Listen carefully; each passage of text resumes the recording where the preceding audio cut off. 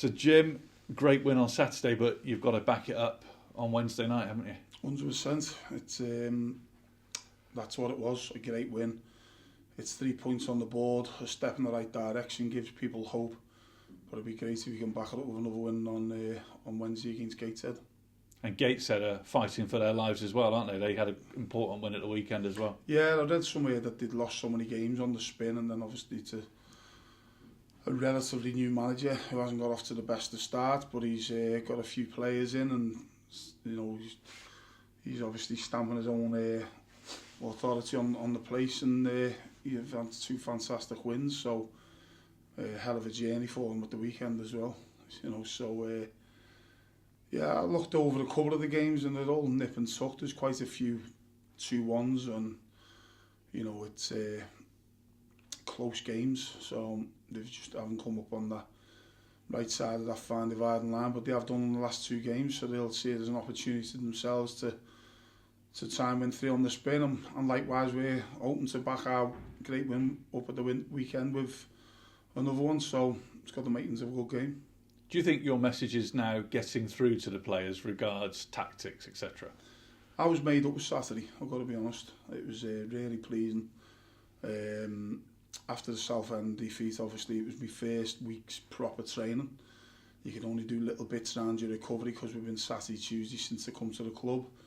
So, there was an incident last Monday on the motorway which cost us I think it was about 4 hours it took me to get in. So we put a lot of work onto Tuesday and Thursday around analysis, looking over a bit of a horror show at Southend and what we don't want. And all the things that we'd worked on Tuesday, Thursday, Friday.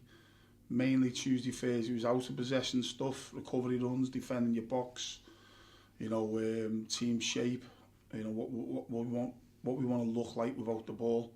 Was really pleasing. Done a little bit on Friday around with the ball and a couple of set plays, and then suddenly come the game on Saturday, all the things that we wanted to develop from the training, we took it into the game, and I thought it was full of running, plenty of endeavour. The stats backed that up with regards to our running, stats, physical output. We competed, we battled, because you got to do that in any game. And obviously, when we didn't have the ball, we defended the box relatively well to keep a clean sheet, which was massive. And again, a little bit of desire in there. It was typified by Ali Dean when Jammers made that save 1-on-1. It was probably the only time that he got in. He worked extremely hard to get back and get it off the line before it went in our net. So that was brilliant towards the end to keep that clean sheet, because it's massive. It breeds confidence. So that was really pleasing. But then I look at us with the ball. We created numerous chances. We had a great move, cancelled out from offside. It was a good flowing passing move. We looked good on the counter attack. We had some good football at times. We had some good individual moments. We looked a threat on set plays, which we touched on. It's not going to happen overnight, but if we're seeing signs like that, they're obviously taking things on board, and then we can continue to build on that. There'll be more messages in training to try and make us better, to try and create more goals and create more chances and score more goals is what we want to do and win games of football. So that performance really gave me hope, and I think gave everyone hope. Obviously the league table didn't change much around points and things, but it was an important win for us, because more than anything, it gives us a shot in the arm and that little bit of positivity going into this another big game on Wednesday. And as I say, if we can turn in performances with and without the ball and defend our box like we did, and affect the opposition box like we did, we'll win more games than what we'll lose between now and the end of the season. So the message is now, it's a good win, but make sure you continue to do what you've done on Saturday, because that will give us a good chance of winning the next game. A word about Chris Popov, 3 goals in 4 games. It looked like he was one of those strikers who, once he got 1 goal, and it was a slightly lucky goal, that deflection, that first goal, he could go on a run. What's his contribution been like, do you think, since you came to the club? Well, first and foremost, I don't think you find a centre forward who pushes himself as much as what he does. You know, he's constantly on the move. As a centre half myself, he'd be a nightmare to mark. You know, he does put you under pressure, he does work hard, he runs the channels. He's got loads of improvement to do with regards to his link-up play and his positional play, which we're just chipping away with him, you know, to get him better. Ultimately, when you come on loan, that's the type of thing you want to do, is get exposed to first team football and pick up different things from different managers and coaches that you work with. You know, he'll have things that he does at his parent club and we'll be asking him to do other things, you know, and he's taking that on board. And, you know, as I say, if you want a player to typify, certainly myself, a player that we want to typify how we want to go about our business, he leads from the line. He's at the top end of the pitch. He's all out every game for. He's all action. He's all energy, and he's chipping in with a few goals now. You know, good goal Saturday.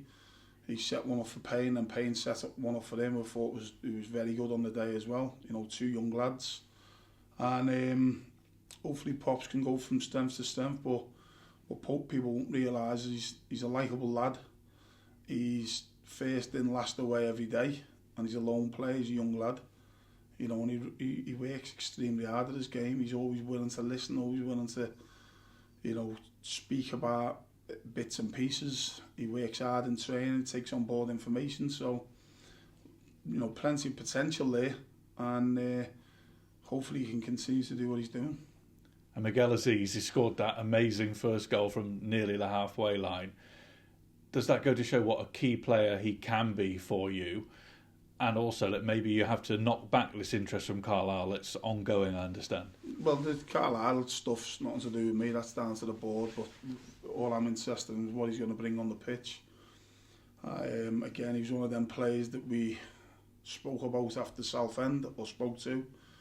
Certain bits that didn't look great. There's no doubting his ability. Everyone knows that he's a fantastic player. And he can contribute, you know, on the pitch, but we want him to do it further up the pitch. We want him to, you know, run forward and push himself and get into those key areas where his ability can affect us creating and scoring goals. But again, when you look over the game, one moment that typified his all-round performance and what we need more of him and what he needs to do more, you know, moving forward in his career.